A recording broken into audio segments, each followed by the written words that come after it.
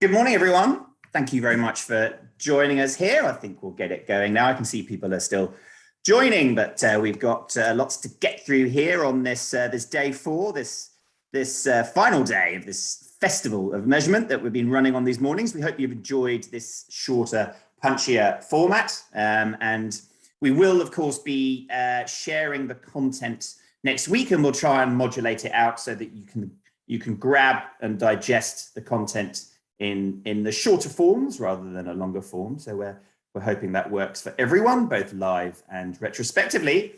So today we're looking at trust and transparency to drive more effectiveness in our campaigns. And obviously trust is an important part of establishing good working and practices across the ecosystem. But obviously in terms of measurement, having clear signals is critical, as well as ensuring that you can cut through the noise, and you're going to hear a lot about that. So if we have a look at the agenda for today.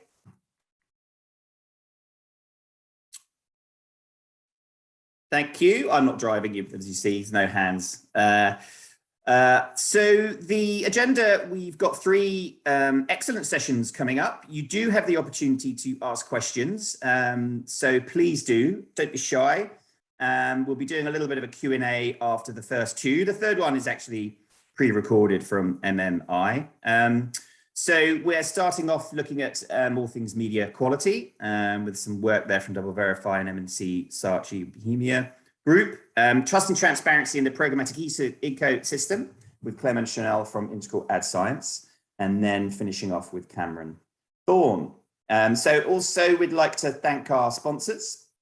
Thank you so much to Facebook, Google, Ipsos, and Near. You've heard from all of these partners this week. And of course, we can't put on events like this without them. So thank you so much for your support and participation and your ongoing support and all the work that we're doing through the councils and projects and everything else. And also this evening, the culmination of this week and the year really for all things measurement is our awards event, where you'll be able to review the shortlist. You'll be able to see some presentations actually from the successful submissions that we've received in the various categories that we've got for MeasureUp. So please join us. It's live, and it'll be quite fun and engaging. So don't be shy to crack open a glass of wine or a Diet Coke or whatever your poison is. So, let's move on to the first session, please.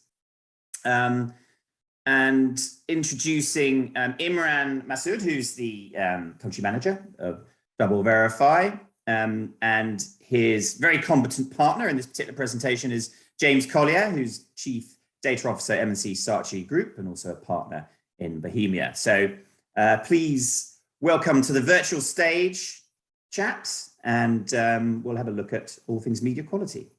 Thank you.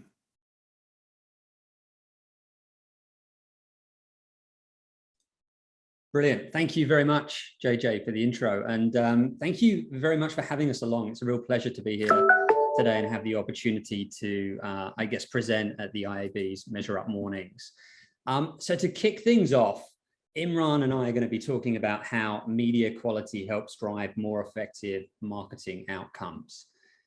So if we just tap onto the next slide, I want to start by saying, I think I can say with some certainty that the last 18 months have been like nothing any of us have ever experienced before. The economy has run from being ice cold to red hot. Some Australians, Victoria, have spent 37 weeks locked indoors, right? And many businesses, many of our clients in this industry have been forced to trade in this ever more maddening state of partially open and partially closed. And with so much uncertainty surrounding us, I guess it should be of no surprise that many brands and many marketers have started to focus on maybe the one thing that they still have some semblance of control of, and that is cost, and in particular, the cost of media. And it should also be no surprise that given the accelerated importance of e-commerce and digital transactions, that the overwhelmingly measurable digital media market has come under the most scrutiny. with the cost per everything these days now being analyzed, trended, and I'm sad to say actually weaponized in some meetings. And what I mean by that is even the slightest whiff of inefficiency in any part of a marketing program, and you see entire channels, publishers, partnerships being placed on pause or reevaluated. And so, for me, ruthless optimization really is the order of the day. And I think now more than ever, that conversation needs to change or must change, because this laser-like focus on raw media costs, on purely outcome generating investment, ignores possibly the only universal truth we have in marketing, which is the precursor to any marketing outcome is attention. No attention, no outcome. I don't believe it can happen any other way. You can't get more customers with less attention, which is why making a marketing decision with a cost only or a cost first mentality is somewhat counterproductive. Attention is a necessity, and it's also limited, as we all know. But more importantly, it's also perishable. So once a relevant moment to connect with a receptive customer passes, a brand may never have an opportunity of equal quality again, which is why I firmly believe we need to better balance the conversation, giving equal weight to cost and quality. And this actually, unfortunately, means a bit of a change in marketing's thought process, which currently focuses on and absolutely approves the cost of media first, before hopefully reconciling that cost with an acceptable level of quality. So what I believe is that instead, brands and agencies together need to agree on a quality standard for their digital media first, and then work on delivering the best price to achieve that standard without compromise. So quality and cost, not just cost. And by elevating quality in the marketing conversation, you're going to increase the probability you'll earn your consumers' attention, and that leads to better marketing outcomes, which is what we're here to do. And quality is more than just making sure your ad unit is viewable, right? It's also about making sure it appears next to safe and suitable content in the right geography, in fraud-free environments. But it should also include things like time in view or share of page or ad interaction. What I'm talking about here is the presentation and experience of the ad unit itself. And at Bohemia, we've always tried to balance media quality with cost. And to try and move that quality conversation forward with our clients, we rolled out a suite of benchmarking and analysis tools designed to support a deeper focus on media quality across our entire agency operating model. And we introduced the idea of, let's call it a quality CPM, just over 12 months ago. And to do that, we independently repriced every piece of inventory we buy, and we've built proprietary benchmarks by format, by vertical, by publisher, by channel. And, the result of that research has been, on one hand, absolutely eye-opening, and on the other hand, really not all that surprising. And I'm going to hand over to Imran in a moment, but if I was to sum that research up in a single sentence, it would be that what looks cheap is usually expensive, and what looks expensive is usually cheap when you're evaluating your media through the lens of quality. So the whole equation is actually flipped on its head, and that's why I believe the conversation needs to change. Thanks, James. Might put you on mute if I take over from here, but thanks for passing over. Hey, my name's Imran Masood. I'm the country manager at DoubleVerify here in Australia and New Zealand, and it's been a real pleasure. It's a real pleasure to be here chatting to you through some of the work we're doing with Bohemia and their clients. And if we kind of move on from the Bohemia vision and their goals as a business, what we have done and how our partnership has kind of moved forward is really around Bohemia. They partner with DoubleVerify really to utilize what we call the authentic ad metrics. And how this ties in with their goals around quality is that it's a proprietary quality metric that ensures each ad call is deduplicated to ensure ads are seen by real humans, not non-fraud, in brand safe environments and in the intended geography. And Bohemia built this authentic ad concept into their quality CPM equation across all their business. So in order to effectively optimize the authentic ad to deliver the quality CPM for Bohemia across all transactional platforms, 2 years ago, DoubleVerify innovated a data syncing solution between our measurement and blocking ad tags at the ad server level directly into all of the major DSPs globally, including any DSPs that are being operated in Australia. This was a market first and still is. So for Bohemia, this enabled them to centralize the setup and automate the optimization of the Bohemia quality CPM settings across all of their buying platforms. What that meant was really any brand safety settings, any fraud, viewability, or geo signals that Bohemia would set up as their foundations of quality on the ad server side could be directly synced into any of the client's chosen DSPs to transact. It also meant any blocking or post-bid data that's fed into the platform could be used to optimize their media quality settings in a more efficient manner. So in the interest of time, and we'll go kind of into a little bit of the case study in terms of how we roll this out and some of the results we're seeing with the Bohemia partnership.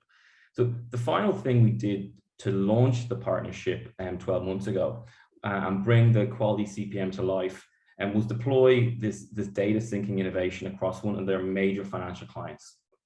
So they were also investing heavily in programmatic. So it's really connecting the platforms and all the data, syncing all that. And as always, when launching a piece of innovative technology, in its early stages, there's a lot to learn. So the first challenges we kind of came across was to accurately identify inventory that doesn't meet the Bohemia quality CPM. So when we deployed the technology across their platforms and the quality CPM standards, the solution first was activated, and we actually identified there was a pool of inventory that was not meeting quality CPMs. Effectively, could be defined as almost wasted media.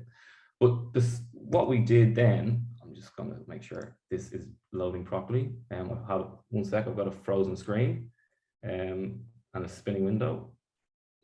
Can you guys see my screen? No, one sec.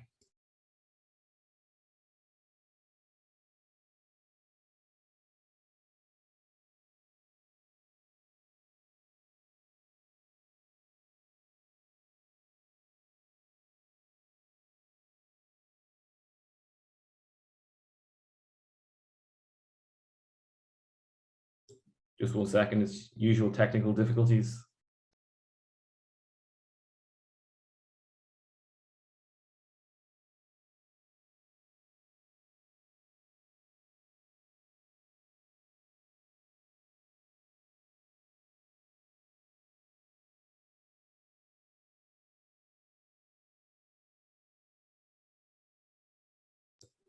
I think we're back, guys.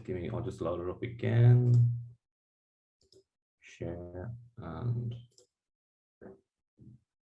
James, just give me a thumbs up if you can see my press. Sorry about that, folks. So the final thing we did was identify the supply within the buying transaction path that wasn't meeting the quality CPMs. And what that meant really was that the solution that we identified really was through the synchronization of the ad tag settings within the DSP, Bohemia could optimize the measurement data in real time. And this meant Bohemia actually stopped bidding and paying for impressions that didn't meet their quality CPM standards. These dollars were then reinvested into what was defined as quality working media within the same supply chain based on their agency standards. The important thing there is that they weren't bidding and paying for inventory that they then blocked. So those dollars were being reinvested as opposed to being spent on blocked inventory. So it was creating buying efficiencies. We measured these data points for Bohemia across the open marketplace programmatically and across all their social platforms for their clients. So some of the results, we'll get into it. Within 48 hours of the deployment of the technology across their buying strategy, DV and Bohemia were able to optimize 86.7% of the inventory pool that was deemed non-compliant.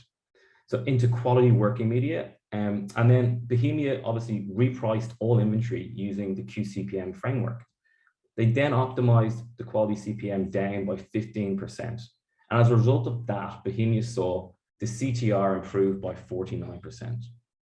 The click to conversion rate improved by about 75%, which, like, although it's not entirely attributable to the quality of the inventory, it would have been impacted as Bohemia were trying to drive higher quality clicks through the higher quality inventory that was being purchased. And then finally, they were also assessing that the CPA also had decreased.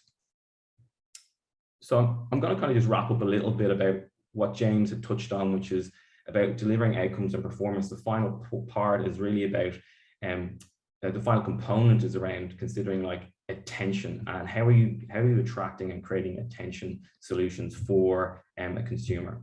And for us, attention can be broken down in two different ways. And we look at exposure and we look at engagement. And so when you're thinking about exposure, we kind of define that as the intensity of the ad and the prominence of the ad. So for example, how long was your ad viewed? And this is especially important for video and goes beyond traditional video or viewability metrics. And how is your video presented? And also things like what share of screen did your ad take up? When we talk about engagement on the other side, we're talking about, we're considering presence of the consumer and the awareness. So what that means is the user present? And we're using multiple data points to assess that. So did they interact with the ad? And if so, how are they interacting? Did they click? Were they hovering over the ad with their cursor? Was there volume adjustments if it's video? And what's the screen orientation? On top of that, there's over 50 other data points that we're tracking during the ad serve to understand engagement and exposure. But the important thing here is that it's built on the foundation of quality. These types of metrics provide additional insight into an ad's propensity to perform. For example, ads with higher exposure correlate with greater brand lift. We saw an 8 to 10% lift in brand favorability and recall based on a recent case study that we did here in Australia. And whereas ads that index well for engagement tend to drive performance for DR type campaigns. With one campaign that we worked on here, we saw high engagement ads achieve a 30% higher propensity to convert. So I suppose, like, in wrapping up, when we're talking about the QCPM and what that's doing for Bohemia and how we're rolling that out in a partnership across their business, on top of that, like, attention metrics are just starting to gain traction for advertisers, but are increasingly important, especially since many traditional ways of predicting performance are being sunset as privacy concerns take center stage. We're now working with Bohemia to deploy the DV authentic solution and all those data points based on an exposure and engagement index and built on top of the QCPM for Boho. This solution will enable the Bohemia business to optimize their quality CPM with attention metrics to deliver better outcomes we hope for their clients. And apologies for the slight technical delay, but if there's any questions, I'll pass to JJ and we'll take it from there. Thank you. Yeah, wonderfully handled, chap. No problem. James actually has to go off and do some work, which is that's probably a sign of just how busy everyone is. He squeezed out 20 minutes for us, so thank you very much, James. And Imran, I've got a question for you, actually, looking at that, because I think it's really interesting to see how this drive towards buyers seeking to access only certain levels of, acceptable and measurable media quality. I think it's really interesting. It feels like a real evolution from the viewability bun fight, for the want of a better term, which felt like it went on forever. So that's great to see. But the signals that can be generated, can they then be shared back to publishers, media owners as actionable insights for them to then evolve what their audience and content strategies are looking like? Yeah, it's a good question, JJ. There's probably two answers, or two ways to answer that. One is from a publisher and one is around the client. So yeah. So firstly, yes. I suppose the great thing about the platform, or about the capabilities that are in the marketplace based on the algorithms and the data and the products that are being developed, is that when you're essentially having the codes or the algorithms wrapped around the creative assets, for us specifically, our algorithms, our codes allow a brand to be able to see directly to the end frame of an ad being served. So exactly what format the ad's being served on, which means that clients can actually see exactly what creative assets working based on suitability, viewability, etc. standards. And in turn, within the platform, the signals around the types of supply. So brands can actually see what publishers, what publisher pages, and what formats within publishers are working well or are high quality. So that does one or two things. One is they can optimize based on pages they're buying or on formats, creative formats. Some pages and there's multiple different ad formats on pages. So some formats work better on certain pages, right? And you can see that and optimize to that. On the publisher side, they can also see that type of data with the publisher solution. So those data points can sit with the publisher and they can see the makeup of their pages. And they can see what formats are working well for them in terms of commercially, which ones are driving the best results for clients based on the quality standards. And having those integrations with publishers and the same data flowing means that publishers and buyers can actually are seeing the same thing. And ideally, it's about bringing them together to consult on the best use of those assets that they have, i.e. the content, and making sure that ad placements can be put in the most relevant spaces to engage with those customers. So yeah, perfect. Long story short, yes, both sides of the fence get equal data points to be able to understand how to improve assets and optimize.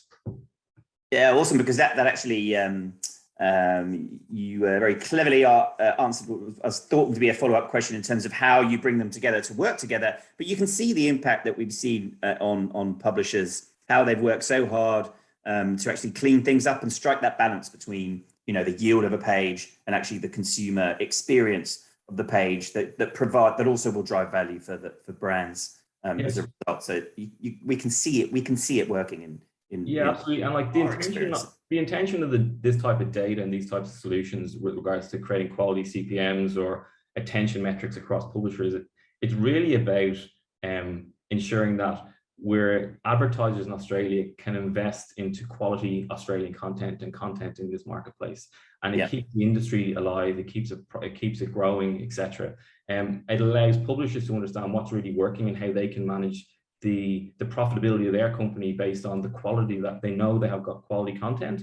How does it work? Because, for example, you know, something for quality for an FMCG might be very different for an auto brand. Yes. Right. So it doesn't mean that great supply from a publisher in Australia isn't good quality. It means there's different benchmarks for different types of brands and different industry types.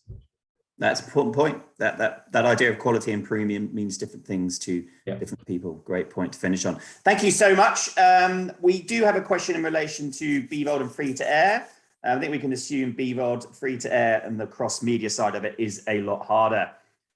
So we will move. Thank you so much to DoubleVerify and MC Saatchi. We move now to the Integral Ad Science team. So we have Clem Birdsall, Strategic Partnerships Director at Integral, and Chanel Barter, Head of Customer Success, talking us through trust and transparency in the programmatic system.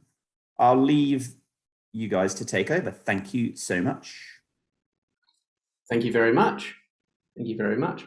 Thank you, JJ. So welcome again to day 4, the final day of the IAB's MeasureUp virtual conference. My name is Clem Birdsall. I'm the Strategic Partnerships Director at Integral Ad Science in Sydney, and I'm joined by Chanel Barter, Head of Customer Success across Australia and New Zealand, to share IAS's perspective on trust and transparency in the programmatic ecosystem. To do this, we'll start with some research into the state of the market around supply path optimization, or SPO as it's also known, and why it's become such a large topic. Before Chanel will talk through how some vendors are approaching this initiative, along with how some of the best in the business are making huge strides by leaning into SPO. So reflecting on the last 12 months, and media buyers have had a lot on their plate. Our 2021 Industry Pulse report found that their main concerns were, firstly, finding a solution for targeting once cookies are depreciated, which has been the #1 concern, with years of work being made in identity solutions and advanced contextual, which has also been taking up a lot of our conversations and time at Integral Ads, to ensure that they have the best solution or combination of solutions in place to maximize effectiveness, both when the cookie is depreciated and beforehand. The second major initiative been going on over the last 12 months is supply path transparency. With the release of the ISBA study, programmatic transparency has really brought SPO to the forefront and understanding your supply path to ensure it is working for you and performing at the highest level it can be. The third point is sort of been ongoing for a long time, and that's been generally buying better media quality. Never have there been more options than right now for how to spend your digital ad budget. And the gap between poor quality media and high quality media has never been larger. And as we know, poor quality media leads to poor quality business outcomes. IAS, we can help with all three, but today we'll be delving just into supply path transparency and ultimately supply path optimization. But what is supply path transparency? Digital media transparency is the ability to see what media has been bought, where the media was placed, who was involved, and how much it was bought for. In order to have full control of the output, transparency into the supply path is essential. To use a bad metaphor, you can't plan or optimize a healthy diet without knowing all of the individual elements going in and how they are made. And now more than ever, for advertisers, there are more and more paths to your media. The days of publisher-served ads have evolved to DSPs, SSPs, networks, publishers, exchanges, resellers, and more, with PMPs, PGs, direct deals, preferred deals, which has all led to a huge boom in fraud in the market, with click fraud becoming so rampant that it's predicted to cost advertisers more than $50 billion US by 2025. That's according to the World Federation of Advertisers, and this number has been growing steadily. This has been a contributing factor for marketers to look at their supply path and understand who is getting paid and where. ISBA, or the Incorporated Society of British Advertisers, found that only 49% of actual ad spend reaches a publisher.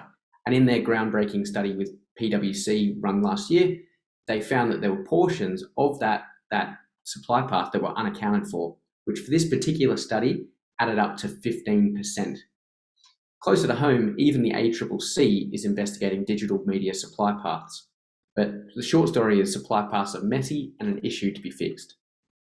So it's no surprise that in our most recent study that IAS partnered with Ipsos, surveying 200 digital media experts who buy ads programmatically, we learned that 2 out of the top 4 items on marketers' agendas in the coming 12 months this year revolved around increasing supply path transparency and maximising its effectiveness, which is a telling sign the industry is responding to pressures for more transparency. And it's not just marketers.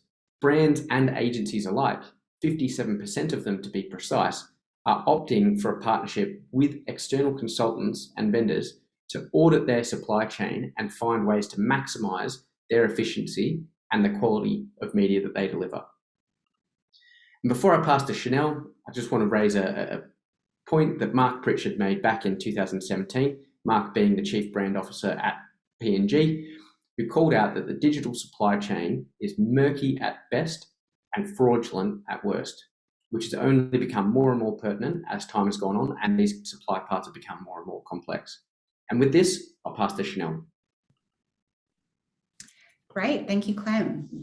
So look, I think we've all got a pretty good understanding on what the problem is facing our industry, specifically talking about transparency and programmatic.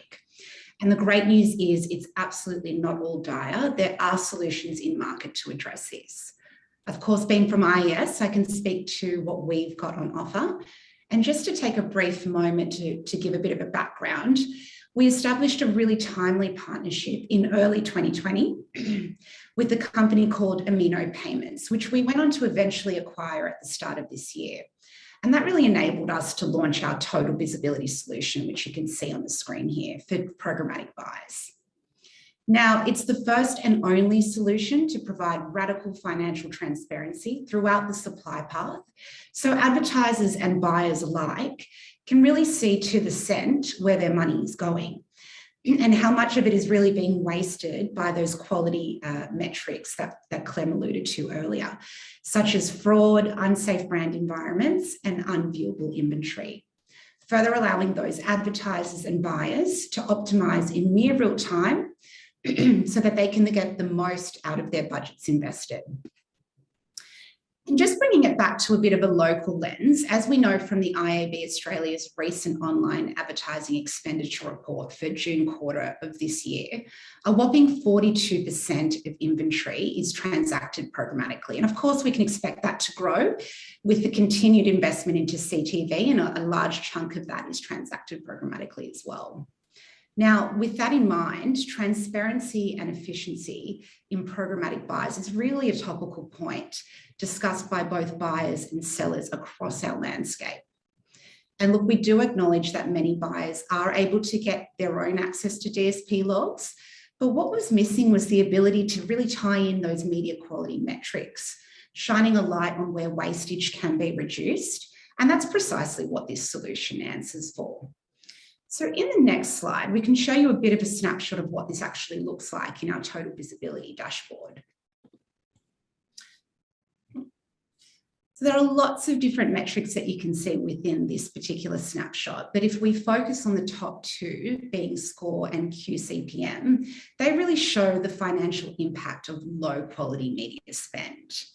Now, that score of 600 that you can see on the top left is generated from a scale of 0 to 1,000, with 1,000 being the best score.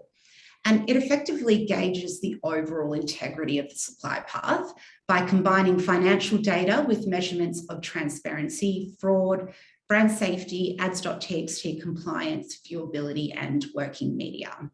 And similarly, the QCPM metric represents the actual cost of brand safe, viewable, fraud-free, and ads.txt compliant media after accounting for money wasted on non-compliant media.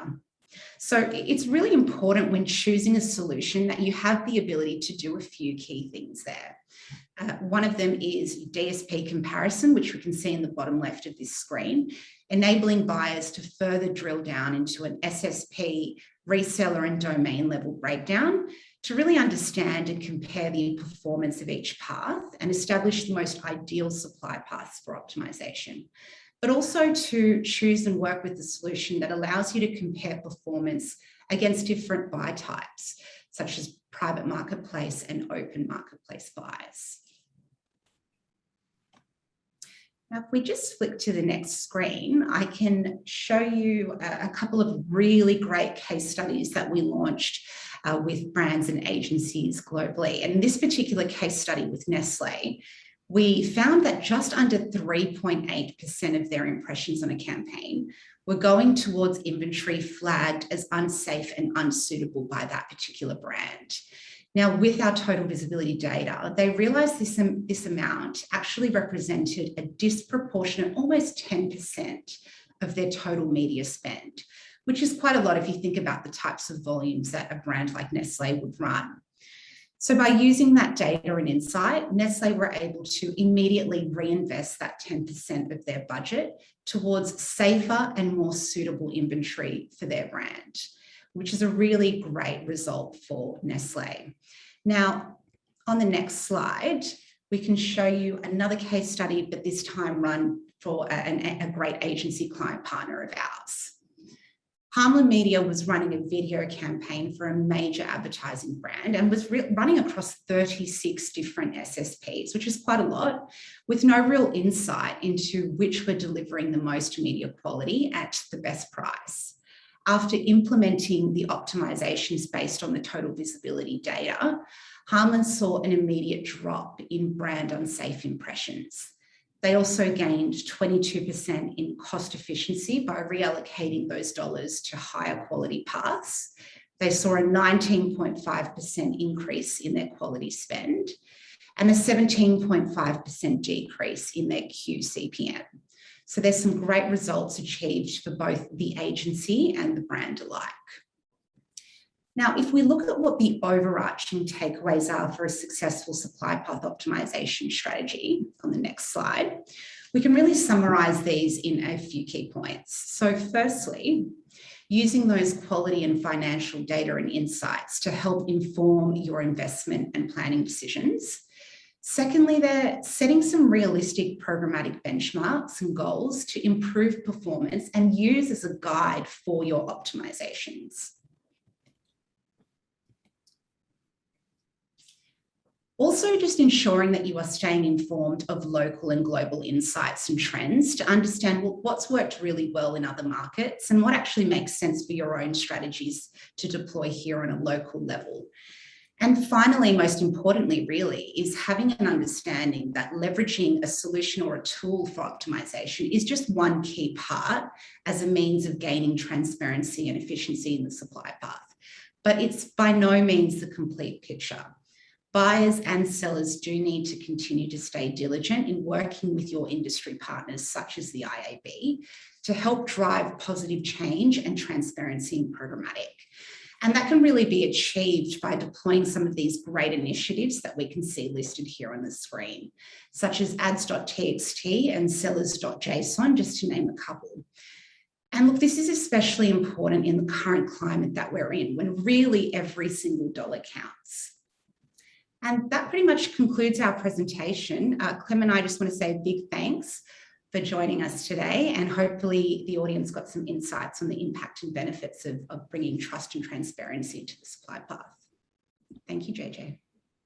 Thank you so much. Wonderfully done, both of you. Thank you. Yeah, and it's lovely to see the IB Tech Lab transparency standards in there, featuring boldly at the end there, and you know, to enable transparency and supply path optimization for buyers. These are free tools. Now, do you at Integral have any insights into the impact that these standards, which we know are fairly ubiquitously adopted now on the supply side with sellers, at least in terms of publishers and ad tech vendors, do you have any insights into the impact that these are now having here in Oz? Yeah, I'll take that one. It's been huge. Ads.txt, sellers.json. You know, it's been pretty widely adopted, and you know, for a vendor such as ourselves and even DoubleVerify, being able to see these sorts of initiatives in place really help us with detecting fraud and unsafe practices going on in the market. So it's been really good and really strong to see these being adopted by both publishers, and then as sellers and resellers and buyers actually trying to target that specific inventory and ensuring that they are buying what is authorized to be bought and sold. It is an important note for publishers to make sure that their ads.txt files are kept up to date. I think there was a bot called the 404 bot, which IAS discovered, I think, last year or perhaps earlier this year, where there was some publishers overseas who hadn't updated their ads.txt files, and it was exploited by some fraudsters who are constantly on the lookout for any opportunity they can to shadow themselves and look like they are high quality placements or have high quality inventory to sell when ultimately they really don't. So keeping on top of your ads.txt file and keeping up to date and constantly looking at your supply path as both a publisher and as a buyer is super important to ensuring that what you're buying is what you're paying for, really. Yeah, no, we've been doing a lot of work on this recently, and we're going to be doing a lot more work on it. In fact, let me just share some links here to everyone on a webinar that we ran last week, showing how to utilize these tools, keep them up to date, maintain them, and to look for the various use cases. It can be quite fiddly, but it's so important for measurement and ensuring that the operations teams on both the buy and sell sides have got these up to scratch, because we now have standards that are out for sellers that have been well adopted, and they're out for buyers, and there'll be more of a push to ensure the demand chain is clean. So have a look through that. It also includes where there's been a strong focus on CTV, how to have authenticated trading through CTV, and that's something we're going to do some work on in Q1. And I think we're all going to be involved in looking to see how we can respond to the ACCC's report in and around all things transparency there. And we've got Clem, both Imran and one of our executive technology councils taking the lead on that. So I'm sure you'll be involved, Clem, in our ongoing working groups. Hopefully, looking forward to it. Great. All right. Well, moving on. Thank you so much, Chanel and Clem. Thank you. We now move over to listen to Cameron from MMI, Method media intelligence. This is a pre-recording. If you have any questions that the panelists here can at least try to answer around anything that you've heard this morning, please don't be shy. Please put the questions in. But we'll now move to listen to Cameron around how advertisers are taking action towards supply path optimization, SPO. Thank you.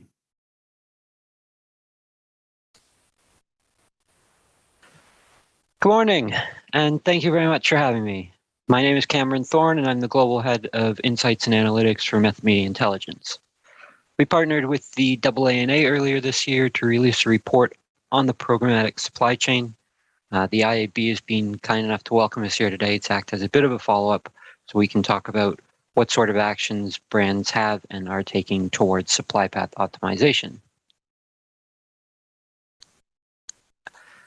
Now, before we really get stuck in, we need to talk about what preambles there are to success. A lot of the AANA report focused on issues of process and issues of access. So these are really vital to fully understand before your analysis can get underway. So to begin with, structuring your setup. You're always going to have this trade-off between convenience and transparency. Take, for instance, the issue of bundles. Bundles can be a great way to be purchasing a lot of impressions at a seemingly discounted cost, but you're going to come up to this barrier of a lack of transparency. I mean, think about it like purchasing a bushel of apples. It may look like a great bushel of apples, but you really have no idea what the apples underneath the surface there are like. Bundles are somewhat similar to this because you're not going to get log level information on each impression within that bundle. That's really going to be a barrier to being able to do the type of analysis that lends itself to supply path optimization. Next, thinking about structuring your path. So thinking about how the setup is done so that the data will flow in a way that is conducive to analysis. And what we're thinking about here, what we've seen in the AANA study and what we've seen with other brands is if they're using a trading desk and they happen to have a bunch of different DSPs all under the one site ID of that trading desk, this makes it so that when you're doing analysis, you can't tell whether DSP A was performing any better or any worse than DSP B. So structuring your setup in a way that you think about how the data is going to look when doing analysis and whether or not that's going to make it possible to really be doing SPO. So requesting your data. So unfortunately, it's not an out-of-the-box solution with most ad servers and DSPs to be getting log level information. Fortunately, though, it's really not that involved of a process. You simply need to reach out to your account manager with a list of fields and maybe have a bucket location set up for the data to be transferred to. Now, the DSPs and the ad servers will typically only hold on to this data for a few weeks, and then it's gone forever. If you store it now, and you can't maybe work on it for a number of months, at least you have it there, and when you get around to working on it, you'll have several months worth of data to analyze rather than just a few weeks worth that the DSP and ad server will be holding on to. It's not a huge cost to be storing this. I think, in cold storage, we're talking about maybe a few $100s a month. And when compared against the savings potential of doing SPO analysis, that doesn't really seem like a lot. So while it is a straightforward process, that's not to say that you'll never experience any pushback. You will see from time to time DSPs or ad servers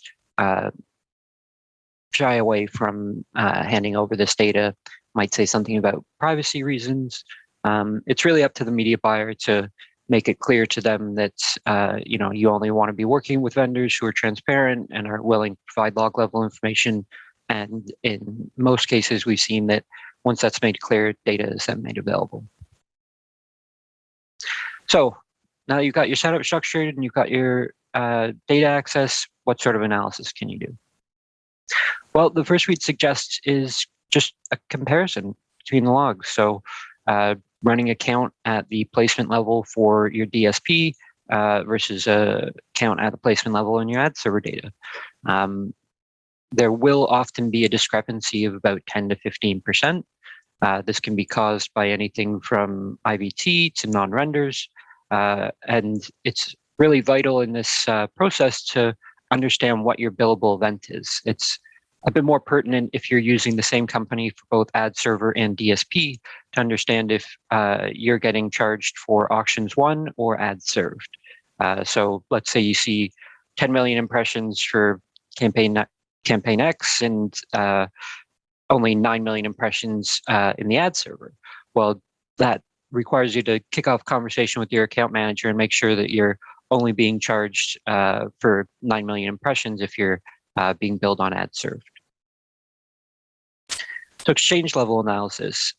Exchange level analysis is a great place to start. You'll have plenty of different exchanges going into your placements and campaigns. An exchange, just to level set, is the place where the auction actually takes place, and we'll see invalid traffic rates ranging from anywhere from next to nothing to upwards of 10%. So it's a place in the DSP where you can be selecting and deselecting. So doing this initial analysis to see if you can be redirecting your spend away from exchanges that are experiencing significantly higher invalid traffic rates can really help lower your overall invalid traffic rates. We've seen just that in action, just a month comparison of all the different exchanges used on a single DSP, and by reallocating from the higher IVT experiencing exchanges to the lower ones, month over month, we saw a reduction of overall IVT of greater than 30%. So that, about 1/3 of media spend is now towards working media that actually has the potential to be in front of humans. And domain and seller analysis. This is another, really straightforward place that, you can update an inclusion list and essentially only be going to domains that have an IVT threshold that you're comfortable with. So just to level set, because I know seller can mean a lot of different things. In this context, we're talking about it as basically an SSP. A seller ID can have one or multiple domains going into it. So it's really important that you look at both domain and seller level breakdowns here. Again, we've seen this in action. There was an instance I can recall where I think more than half of all IVT was coming from just a small handful of domains. So it's then, conversation for the advertiser to see if there's anywhere else where they might be able to reach it, to be reaching a similar type of reach without having to go with these domains that are having such a drastic impact on their overall invalid traffic rates. So this by no means has been an exhaustive list. We really wanted to touch upon what some initial steps are that you could do in the next quarter. These aren't huge tasks, but they can have a pretty significant impact on the amount of wasted spend you see in the programmatic supply chain. So just to conclude, transparency is key. You're never going to be getting any sort of insights unless you're operating in transparent environments and you're getting data access, of course. It's a little bit of legwork to get set up, but once you have it forever. And finally here, leaning in, this graphic on the right-hand side is something we put together in the AANA report. I think a lot of times stakeholders can think that this is a problem that doesn't necessarily affect them too much because they're working with the best agency or the best DSP or the best SSP. And, our point of view is that to really impact change here, we all need to be leaning in. We need to be making it a priority. We need to be saying to all of the partners that we work with that, operating in a transparent way, getting regular data access, and consistently doing supply path optimization on a recurring basis is a priority and needs to be adhered to by everybody. That's it. Thank you very much for your time. If you have any questions, please feel free to reach out. Have a great day. Very good. Yeah, the final commentary there from Cameron. I can. Good morning. fully align with. I really can. You're going to, as we mentioned, there's going to be a lot of pan-industry initiatives in this space here in Australia as well as globally. So do try and follow that guidance in terms of collaboration, leaning in and all working together on this. Ensure you have the right specialists on it. For those of you with measurement responsibilities and experience on this call, it's just having the right people that you're collaborating with, both internally and externally, to provide you those critical signals through transparency and really cut through the noise. Now, thank you so much to everyone that's been involved and throughout these 4 days, and thank you for your participation today, all the panelists and all the presenters, and also the IAB Australia team. We've worked so hard, particularly Nat Stanbury, our head of measurement. This is kind of her baby and event, obviously with Gay supporting and the rest of the team. So congratulations to everyone involved, and we look forward to it next year. And the culmination, as mentioned again, please join us this afternoon at 4 o'clock, and you'll see the winners of the awards and also a couple of their presentations highlighting what the work that they've been doing and why we feel they really do stand up along with all the judges. So thank you very much. Have a fantastic day, and we'll hopefully see you at 4 o'clock. Thank you.